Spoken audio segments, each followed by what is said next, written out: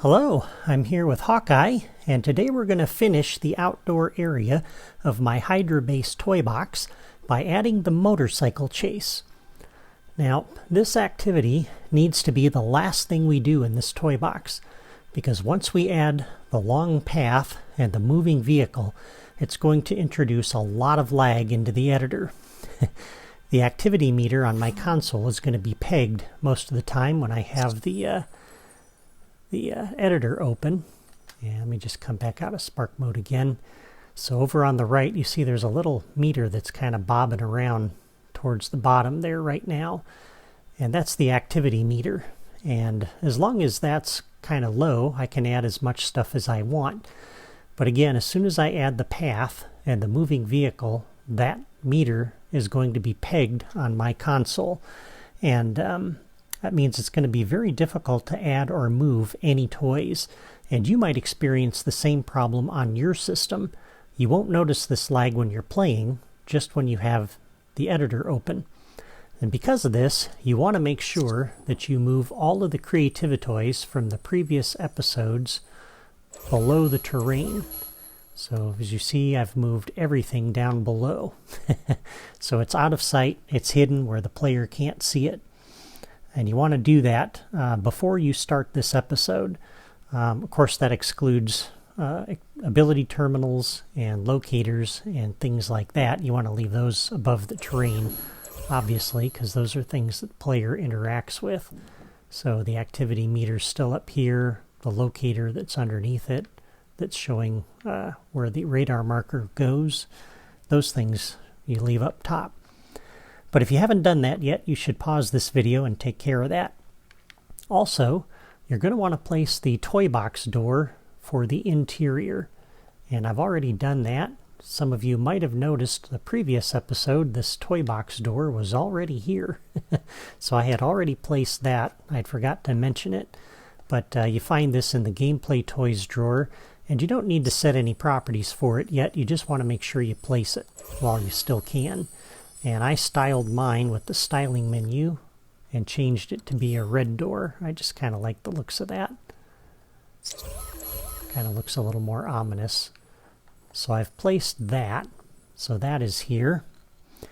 And finally, you're going to want to put down all the Creativitoys that you need for this motorcycle chase before you create the path. So I've placed a button that we're going to use for testing purposes. I've also placed a sound generator out of the Gameplay Toys drawer. I've placed the Sakaran cannon, and this, let me go ahead and select that. This is the Sakaran Omni Blaster turret. This is from the Guardians of the Galaxy playset. So that's the one I'm using. I've got a rail slide target, a locator. Over here I have a vehicle summoner, and a time delayer, and another time delayer. I've got 2 effects generators, and I've got 2 counters. So I've already placed those ahead of time, and I've placed these above the terrain just so I can easily show you how to connect these things.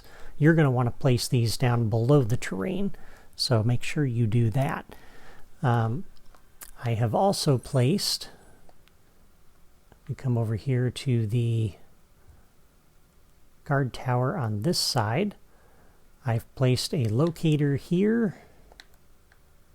This is where the motorcycle that the player is going to use will be. And I've also placed a vehicle summoner here for that. And I put that below the terrain. And finally, I've got, this is unrelated to the motorcycle chase, but I've got a replayer and a logic gate up here. And I'm actually going to start up here because this is kind of important. The cannon, the Omni Blaster turret that I'm using for the chase vehicle, I'm going to use one of these up here as well. These cannons take up a lot of memory though, just like an enemy would or a townsperson. So I want to make sure that we only put this in when we need it. So I want that up there though, just to make things a little more interesting for this area of the cliff climb. So I've changed the property on my replayer to set the playback interval to 0. We're going to come out of the editor. I'll step on the replayer, press B to start recording, then step off.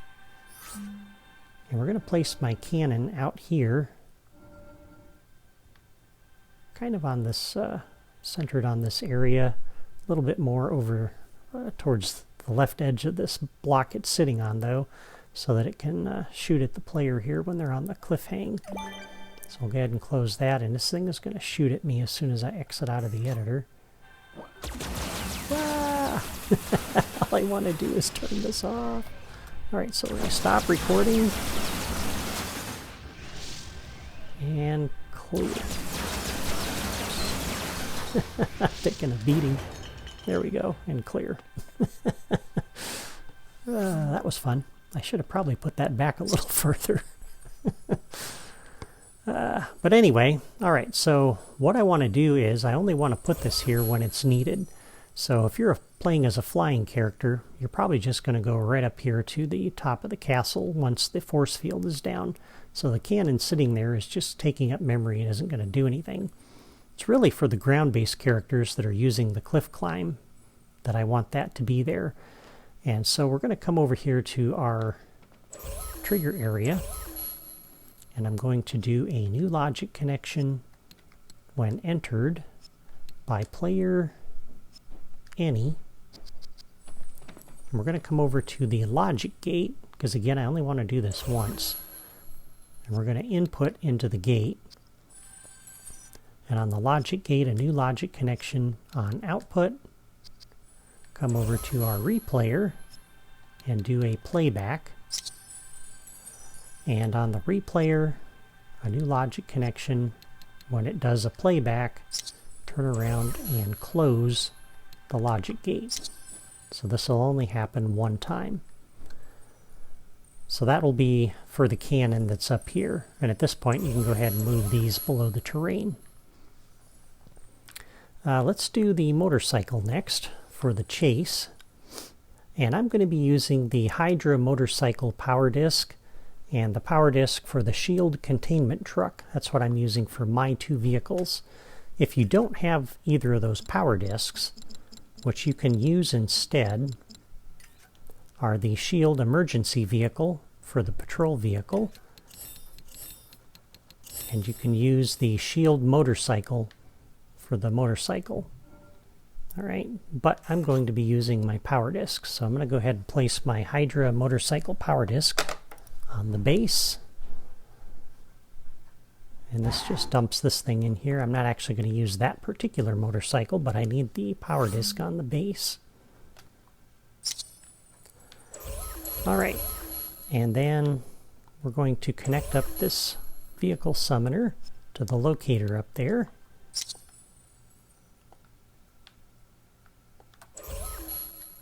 That will be the location where that vehicle will be generated.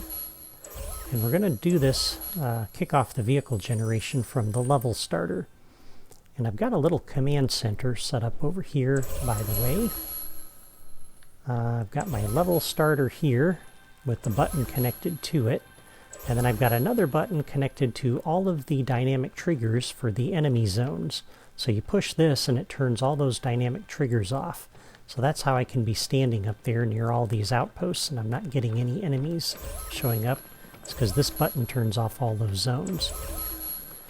But for our motorcycle, we're going to use the level starter, so we'll do a new logic connection on the level starter on catalyze. We're going to zip out here.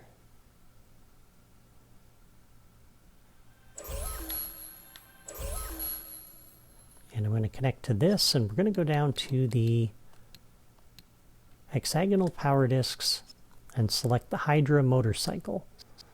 And again, if you're using the shield motorcycle, you're going to pick a different category out of that list and find it in that category.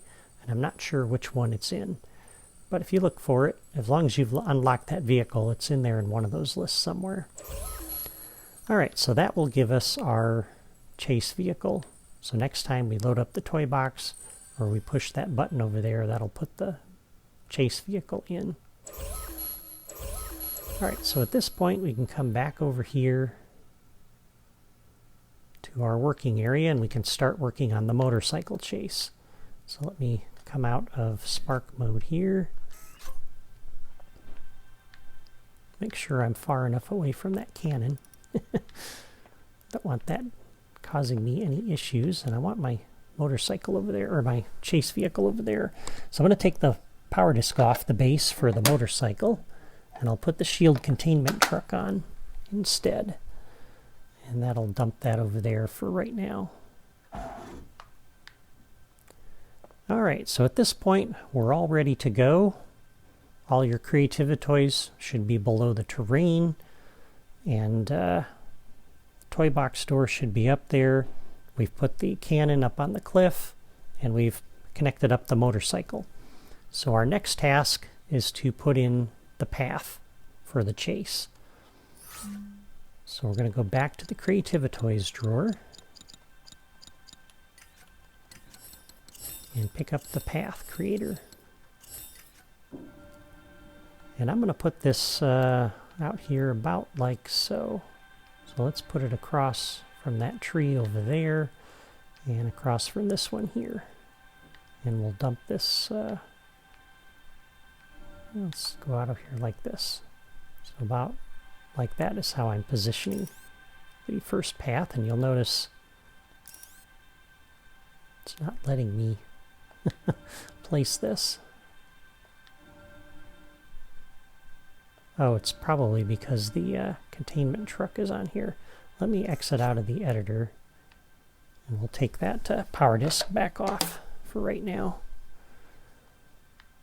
because that's filling things up here a little bit. Alright, so that gave me back a little bit of memory. So you'll see the memory is pretty full. I'm going to have to do a little bit of editing here. But for right now, we'll go ahead and put this in. And I think it's because I've done a lot of prep work for this, and I probably should have exited out of the toy box and reloaded it before I started this. I'm going to be going offline here shortly, and I'll take care of that at that point. But for right now, let's go ahead and put our path in. So we drop that here. That puts us in point creation mode. And at this point, we're going to go ahead and put in the points for the road. And I'm just kind of following the road that I had built earlier here.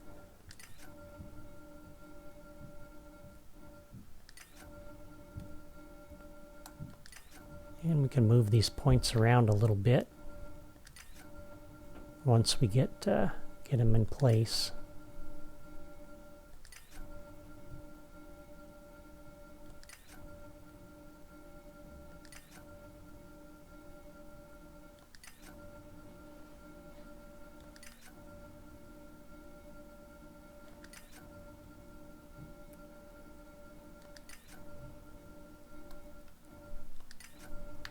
Now at this point you could go one of two ways.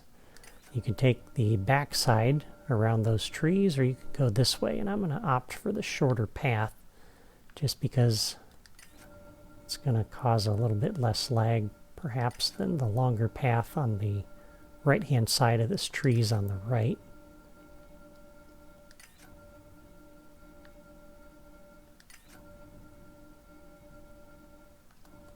And it doesn't matter exactly where you place these points.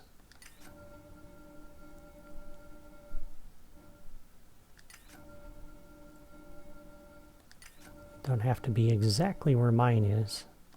Just want to make sure you're in the open area. And when we go back and review the path, we'll make sure that the line isn't crossing any trees or getting too close to them, because that could potentially cause some problems. Alright, and then there's a little trick that somebody pointed out to me that I did not know, and that is you can actually drop this right on top of this path, and that closes the loop for you automatically. I did not know you could do that until somebody pointed this out the other day. I thought that was really cool, so I wanted to share that with you. Alright, so now let's kind of review the path here. Just make sure this is going down the middle of the road. We're getting a little close to these trees over here, so let's move this point out just a little bit. Put this out here like that.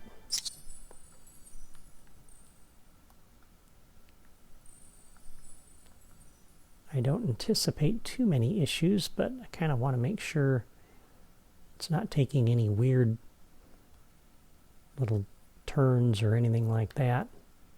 I want it to look kind of like a smooth path. This is looking really good.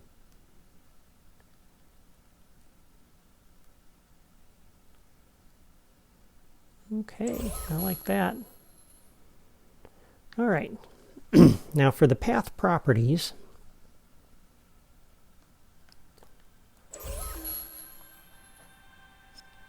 you can see there's a little lag in here already, so this has definitely introduced the lag. This is why we put down all the toys ahead of time and moved everything to their final locations, because as soon as you put this path in here, it adds a lot of lag.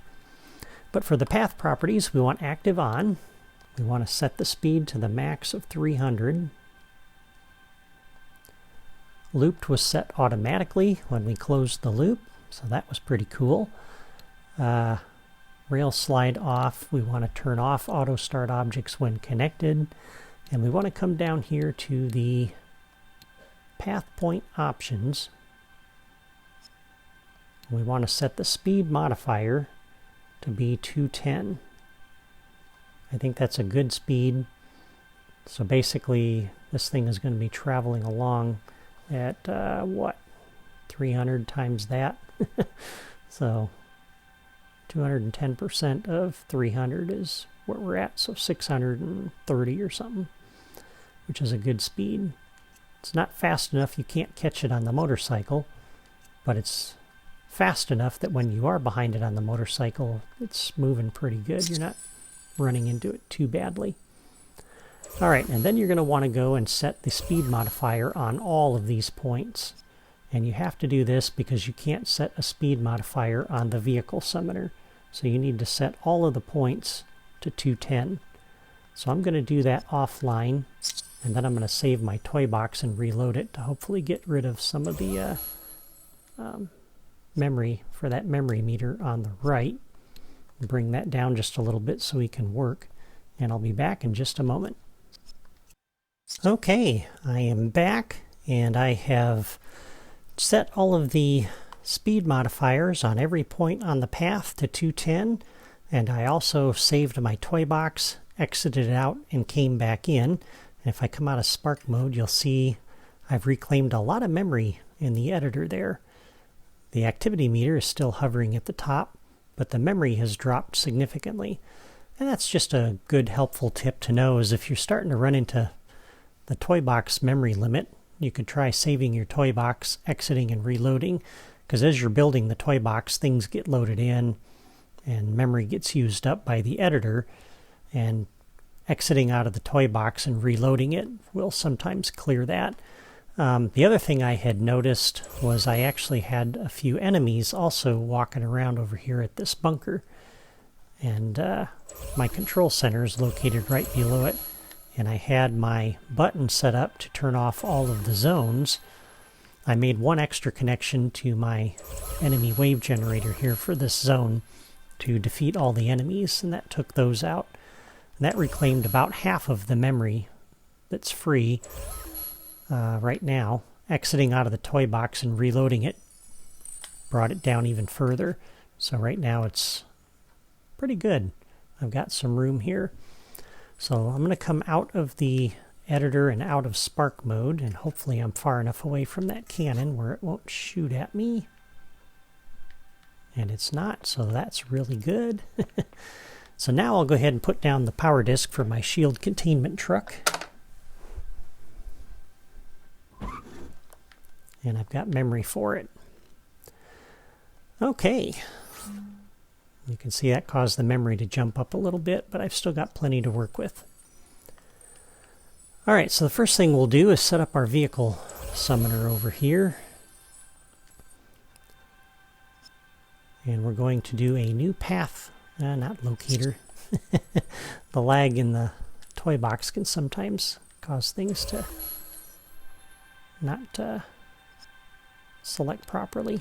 New path connection. We'll come over to our path, and we'll connect to that. Alright, and under the vehicle summoner options, or properties, for this we want to leave orient along path on, and these other two are fine. So this is the only property we had to change.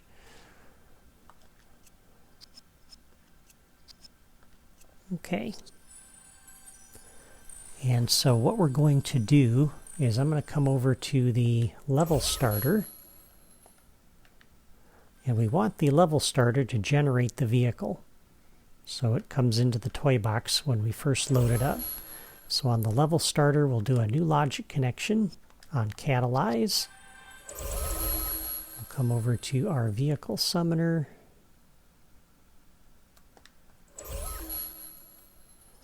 And once again, under hexagonal power discs, I'm going to select the shield containment truck. And again, if you don't have that, you can use the shield emergency vehicle. That's in one of the other categories that's under there. All right, so at this point, I'm going to come out of the editor. And I'm going to go ahead and take that power disk off the base because we don't need that anymore. And that'll free up a little bit of memory here for us. All right. So when the vehicle is generated, when we first load up the toy box, it'll generate it on the path. And that's just what we want. Now, we're going to be connecting up all three of these other things to this path as well. And so once the vehicle is in here, and we've got all these things connected to the path, then we want to start it all moving along the path together.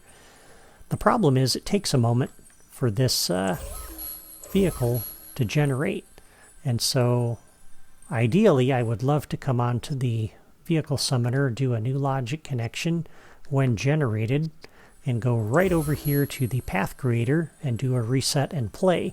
The problem with that is that the generator is going to take a moment to put that vehicle in there. And what will happen is that some of these will start moving along the path before the vehicle gets in here, and things get a little bit weird. So for that, we're going to use this time delayer instead. So I'm going to connect up to this time delayer and start the delay. So once again, on the vehicle summoner, when it's generated, we're going to come to this time delayer and start that delay. And if we look at the properties for this, the delay time of 1 second is fine. So we'll do a new logic connection on this time delayer. When that delay is completed, then we'll come over to our path and do a reset and play. Because once the vehicle has been generated, everything is ready to go, and now we can let it all move together along the path. All right, let's go ahead and connect up some of our other things, and we'll start with that locator. The locator is going to be used for the smoke effects and the explosion, so this is why we need that. So let's connect up our two effects generators to that. So a new locator connection to that effects location, and the same thing with the other one over here. New locator connection, connect up to that locator. And now that that locator is connected to those things, we can go ahead and connect this to the path. So we'll do a new path connection on the locator. Connect that up to our path. And again, fortunately, that does not jump over there right away. So we have an opportunity to select this a little bit more easily. We're going to come under the properties, toy box path, and just kind of double check these. So speed is going to be 100. I'm going to orient this along the path. I don't know if that makes a difference or not. The rest of these, I believe, are all fine. Vertical offset is set to 1 for some reason. We'll put that at 0. Doesn't need to be at 1. forward, backward, offset, and loop. That's, the rest of that's all fine. All right, for our rail slide target, we're going to do a new path connection on that.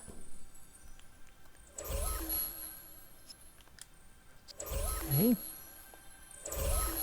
And then we're going to select the rail slide target and look at the properties under Toy Box Path. For this, once again, orient along the path. These are fine. Horizontal offset is fine. For the vertical offset, we're going to take this down to -1. You'll notice that dropped it into the ground there a little bit. And I think that's important because when you're chasing it in that Hydra motorcycle, the bullets are a little bit lower to the ground. So I want to make sure we have a good opportunity to hit that. And we want this to be behind the vehicle. So we're going to set the forward-backward offset to -4. And you'll notice that moves it backward behind that path point. And then the rest of these are fine. And before we connect up the cannon, let's go ahead and hook up the rail slide target. And interestingly, it's not letting me select it. Oh, there we go. I had to go down a little bit. Okay, so that is going to basically keep track of when the player hits the chase vehicle. And I'm using the rail slide target instead of the regular target because I have a chance to hide this later on after the vehicle's destroyed. So I like this a little bit better. And if I went back to my DuckTales motorcycle chase or vehicle chase there, I would probably use this instead of the target as well. It's just a better toy to use. All right, and this is going to keep track of the hits on the vehicle. And the counters are going to keep track of the hits. So for this counter, this is going to control the smoke effects. So under the properties for this, we have a target count of 2, which is fine. We want to turn off the visible display, and the rest of these are all fine. For the other counter, properties, I'm going to set the target count on this one to 4. Visible display off. So what's going to happen is you're going to have to hit this thing 4 times in order to destroy the vehicle. The cannon over here is going to be sitting right on top of that. And if you remember the playthrough video, the gun on the front of the Hydra motorcycle shot a lot of bullets. So as soon as this is destroyed, that bullet stream might still be going, and you're going to immediately hit this. So this is why this one is set up to a count of 2, is because the first time you hit this, which is probably going to be at the same time you destroy that cannon, that's going to set our count up to 1, and I don't want to start the smoke effects just yet. We want to wait until the player has a clean shot on the vehicle. So once we hit this the second time, that's really our first clean shot on the vehicle, and that's why this is set to 2. That'll start the smoke effects. And then 2 more hits takes the count to 4, and that'll destroy the vehicle. So that's what these 2 counters are controlling. All right. So on the rail slide target, we're going to do a new logic connection. When the target is hit, we'll come over to this counter, and we're going to increment the counter by 1.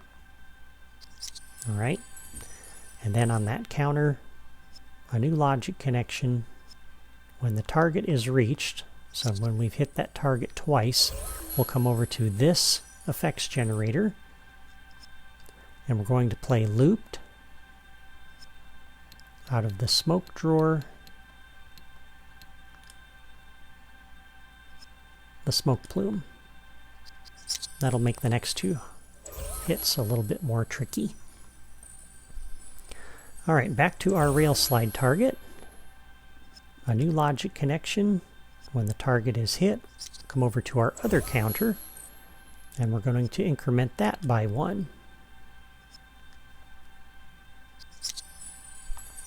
All right, and that's everything that rail target point has to do. But before we connect up that cannon, let's finish hooking up the logic for this. So on this counter, again, this one's the one controlling the vehicle destruction. We're going to do a new logic connection. When the target is reached, the first thing we want to do is come over to the vehicle summoner, go all the way to the bottom and remove all. That will take the vehicle out. And the explosion is going to cover that up. So on the counter, new logic connection. When the target is reached, we'll come over to this effects generator. And we're going to play once out of the explosions category, the huge explosion. And that's just the visual effect, so that's why we have the sound effect generator over there.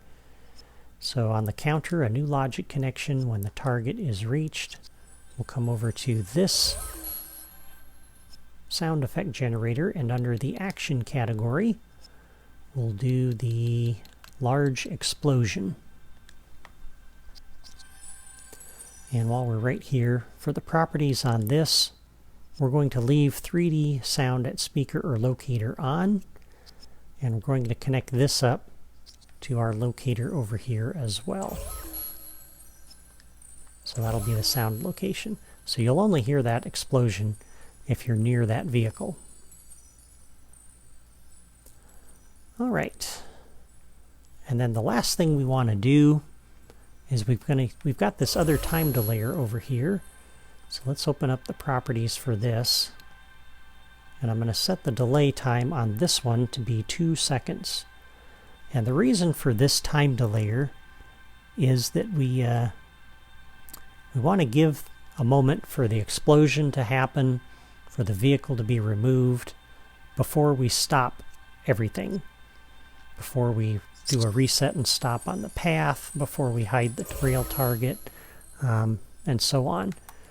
And so what this last thing this counter needs to do for the vehicle destruction is a new logic connection. When the target is reached, we're going to start the time delayer. And again, this is not the same one that we used earlier for the vehicle generation. This is for the destruction of it. And on this time delayer, we're going to do several things. The first thing is a new logic connection.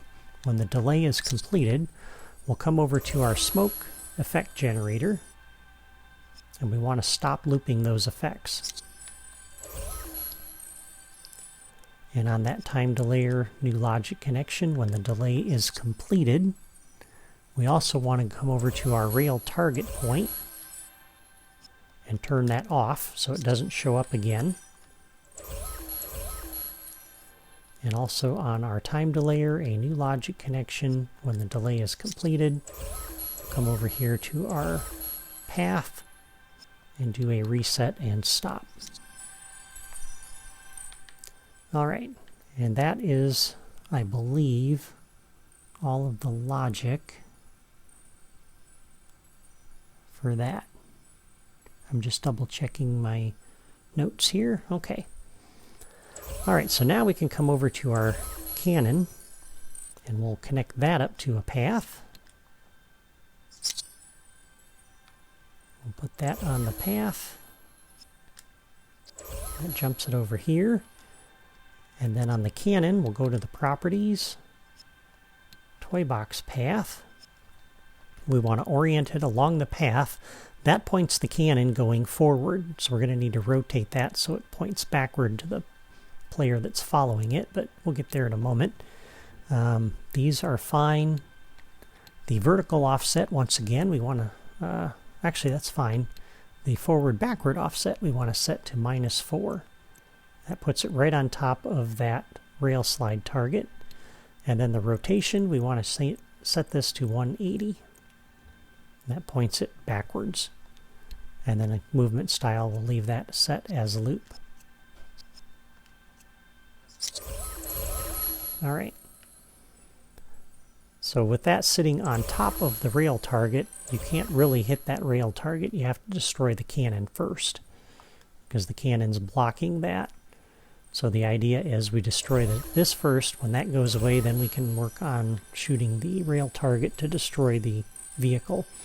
And by putting both of these things at -4, that puts it behind the patrol vehicle. So it kind of looks like they're towing this cannon, which is kind of cool. Because that's one thing my DuckTales chase did not have, was a vehicle that shot back at you. So I kind of like this twist. This makes it a little bit more exciting. But that's basically it. I've got this button over here for testing. So on this button we do a new logic connection. When pressed, we connect up to our path to do a reset and stop. And that way if something goes wrong, we can destroy that. And once we got this all working, we can go ahead and delete that button. You can delete the buttons over here in the command center and the little block that they're sitting on. That'll free up some memory again. And so that's really helpful. But let's go ahead and just push our level starter button here. That should start the vehicle generation and start that vehicle moving around the path along with everything else.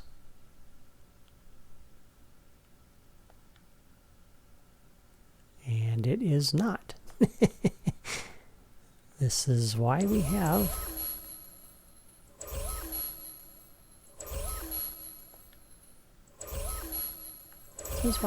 these buttons down here, so we can experiment. Let me make sure. I thought this is connected up. Yeah, it's connected to that level starter. That should have done the trick.